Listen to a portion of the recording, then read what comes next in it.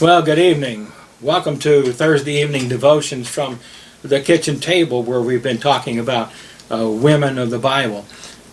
Some of the women we've been talking about have had names, some have not had names. Some of them were high up in stature in their communities and their nations. Some were not. Some were queens, and some were just ordinary people or slaves even. But all were important in their roles behind the scenes, for the most part, in supporting those folks who took the gospel out, or the Word of God out, into their known world.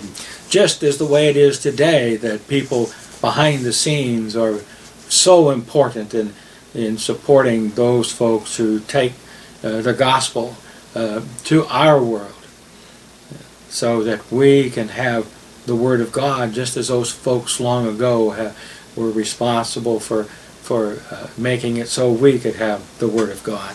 Well, anyway, the woman that we're going to look at tonight has a name. Her name is Michal. It's almost spelled like Michael, but and they mean the same thing, but it's Michal, M-I-C-H-A-L. There's no E. So her name means, or her story, first of all, her story can be found in 1st and 2nd Samuel. Her name means Michael, and they're akin to one another. And the name means who is like Jehovah, or who is like God. Michal was the youngest daughter of King Saul, Israel's first king, and she became David's first wife, and was later given to a man by the name of Phalte by her father Saul. Saul had taken her away from her first husband David and gave her to Phalte because he didn't like David. But anyway, Michal, although she was a princess, does not appear to have a very commendable character. She has a desire for prestige. She's indifferent to holiness, and she worships idols. And she knew about the covenant of God, and yet she persevered in idolatry. Well, her career, her life can be summed up into a few different categories, and let me just share those with you for the next few moments. And of course, you realize there's more to her story than just what I'm going to share with you for the next 10 minutes or so. Well, what young woman would not be too attracted to a man like David to begin with? I mean, David, the scriptures tell us, was a ruddy in complexion. He was handsome. He was athletic, so he was in shape and well fit. Beautiful countenance to look upon. He was brave. David was a young shepherd as well, and he killed this Philistine giant by the name of Goliath, who had terrified Michal's father, King Saul, and his people. And so Michal grew passionately fond of David and made no effort to conceal her love for this great champion of Israel. While there may not be very much to admire about Michal once we know her story, we cannot help but express sympathy for her experiences in an age when women were just treated like chattel, being thrown from one husband to another. But while Michal's Saul's daughter loved David, she did not love the Lord as David loved the Lord. What a different story might have been written about her if she had been a woman after God's own heart, just as God said her husband David was a man after his own heart. Saul had vowed that the man who killed Goliath would become his son-in-law, and Merab, Saul's first daughter, or oldest daughter, should have been given to David. But Saul regretted making that promise, and gave her to another man.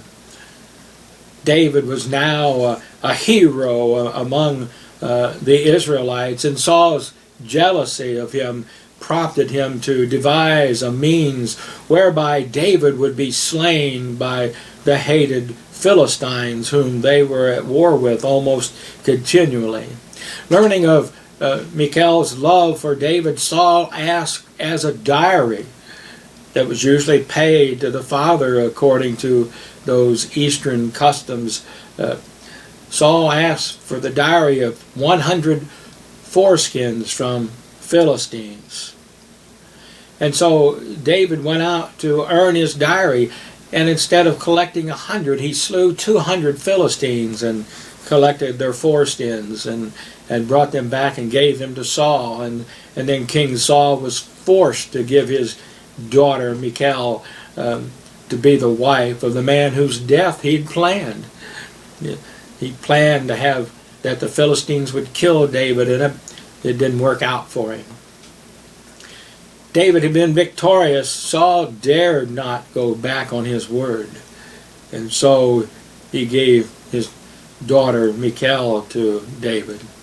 Still bent on destroying David, Saul had David's house surrounded one night, and out of envy he had his messengers surround David's house, watching him, so that when the morning came they could go in and slay David or kill him. But Michal's love for David sensed danger, and then she discovered her father's intentions toward David, and so she told David and then let him down through a window, and he fled and escaped. And then, as any true-hearted wife, she tricked her father and his emissaries. With her husband, with David safely out of the way, Michal put a statue or a figure and covered it with hair in David's bed. And then when Saul's men burst into the sick room, they found that they had been cleverly tricked. When Saul heard that he had been outwitted, he accused his daughter of disloyalty to his father and was most bitter about it. Michal, however, pretended that David had threatened to kill her if she did not help him escape. Well, after the incident, Michal's love for David waned. There was no longer any pleasure in being the wife of a man forced to spend his days as a fugitive, hunted like a wild animal in the wilderness. Phalti of Gallim was a much better catch, she thought.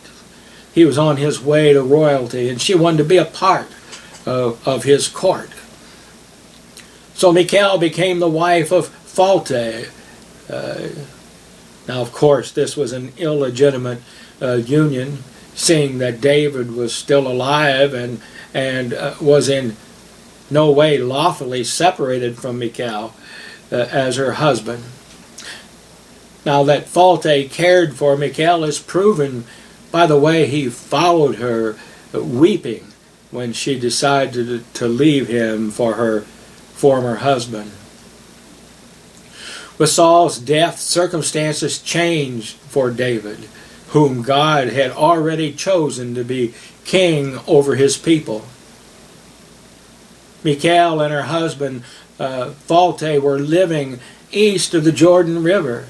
And Abner, who was the head of David's army, but he was also his first cousin, made an arrangement to assist David to take over the kingship of the nation of Israel. And David made the restoration of Michal one condition of this plan. And so, despite Phalti's sorrowful protest, Michal was forcibly restored to David as she returned from his wanderings as king, or as David returned as his wanderings as king.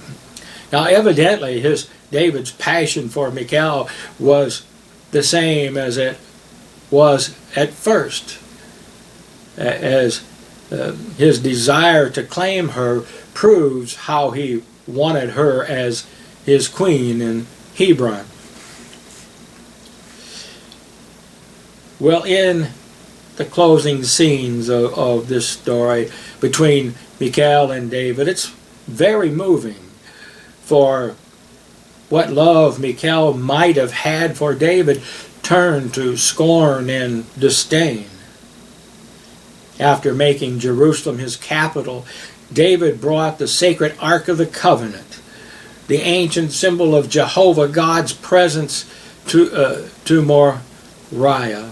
And on the day of the Ark's return, David was so joyful that he stripped himself of all of his royal robes, and he danced before the Lord naked with all of his might.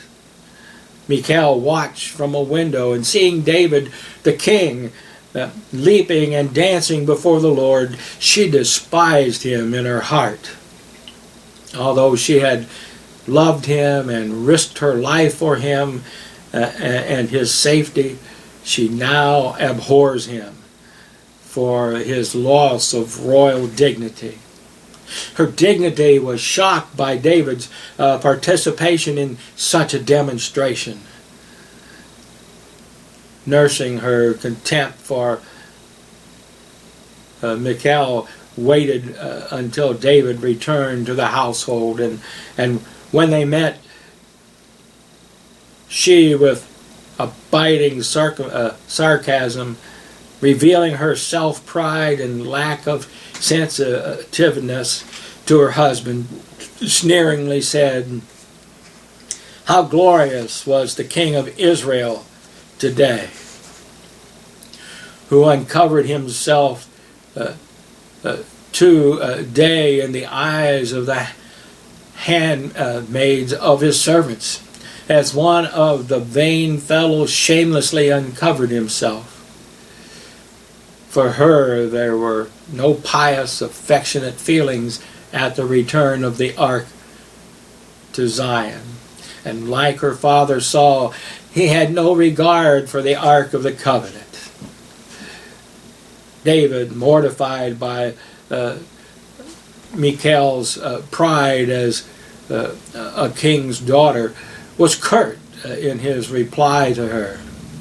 Resenting her reproach, he made it clear in no uncertain terms that he was not ashamed for what he had done before the Lord, who had chosen him rather than any of Saul's family to reign as king in Israel.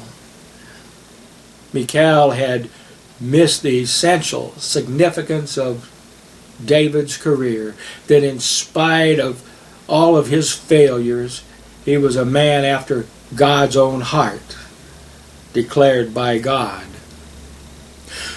What was sweeter than honey to David was the gall and wormwood to Michal.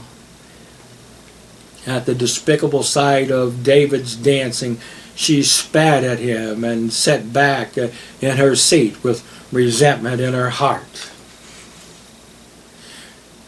Now, what can we learn from this story of Michal and David?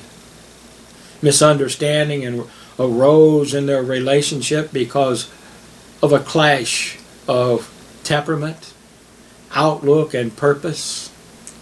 Had Michal shared David's faith in God, how different life would have been for both of them. But Michal made no effort to understand her husband's Godward desire, and so passed a wrong judgment upon him.